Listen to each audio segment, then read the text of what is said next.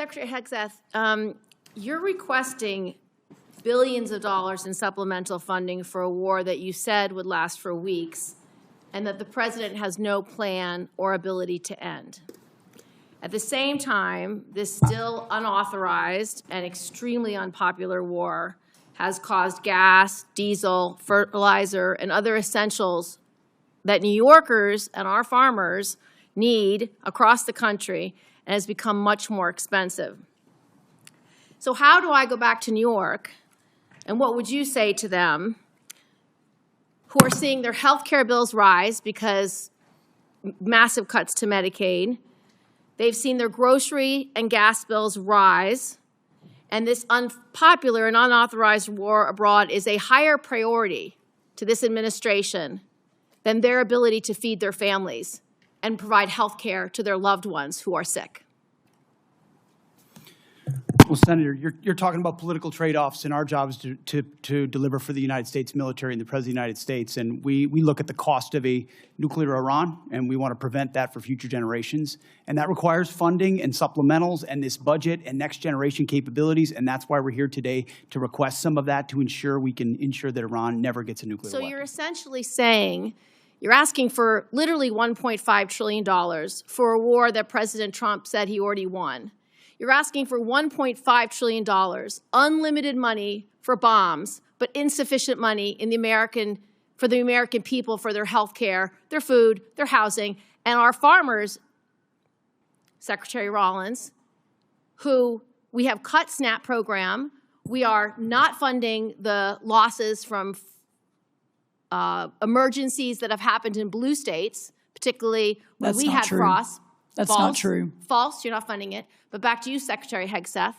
And I would like to respond to the fertilizer and the gas. Have your chance, Secretary Hegseth. There's no reason to be rude. You are asking for unlimited money for bombs when people can't feed their families. And I don't know how this administration intends to defend those decisions to the American people. Not unlimited bombs, Senator. I'm asking for the right bombs at the right time to ensure we can deter our adversaries into the future. And that's why this is a generational investment. And it was the previous administration that didn't fund this department. The reason why they are so upset with you and this administration is because the words you have used in the past don't add up. About Iran specifically, you said that we had obliterated, quote unquote, Iran's ability to create nuclear weapons. The president made the same claim. Yet 8 months later, in February of 2026, the president launched an active war claiming Iran was within 2 weeks of having a weapon. So when you say two very different things, the American people don't know who to believe or what to believe. They just know they can't afford their health care, they can't afford their food, they can't afford housing, and our farmers are continuing to suffer. So, which is true? Was it obliterated or wasn't it? What's the status? The nuclear sites under Midnight Hammer were obliterated, but Iranians foolishly continued to attempt to pursue nuclear capabilities, which is why we destroyed their defense industrial base and so many of the other capabilities to ensure they can't get to a nuclear weapon. See, we're staying laser focused on the objective, and you're trying to make campaign commercials. No, we're not. And that's fine. So listen to this. You also say that you made the missile program, quote, destroyed and made combat ineffective, quote, Iran's entire ballistic missile production capacity, every company that builds every component of those missiles has been functionally defeated and destroyed, and that the missile program, existing stockpiles were depleted and decimated, almost completely ineffective. So why are there missiles left to hit Jordan and result in the loss of life of our brave men and women? As we stated from the beginning, the Iranian defense industrial base is effectively gone.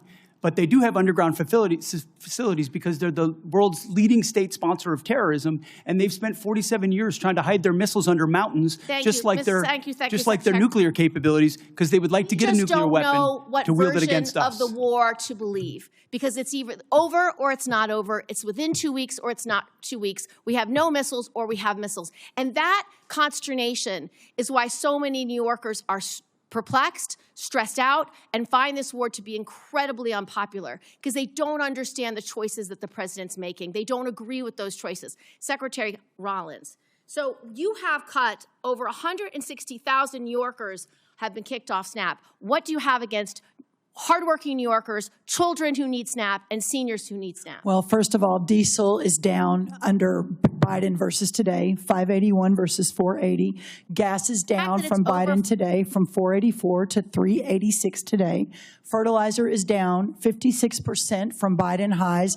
So this Prices are higher narrative than that when you are took using, office. well, All of those prices are higher than when you took office. So you're not that making is life not better true. for That New York is not farmers. true, Senator. And let me tell you what New York is stressed out about is the fact that your state is taking prime farmland and turning it into solar farms. That is absolutely inexcusable. The For New York you farmers, to you will see I have visited that the New York smart farmers farms do two both. times. Do Two both. times in Senator's upstate New time York. has expired.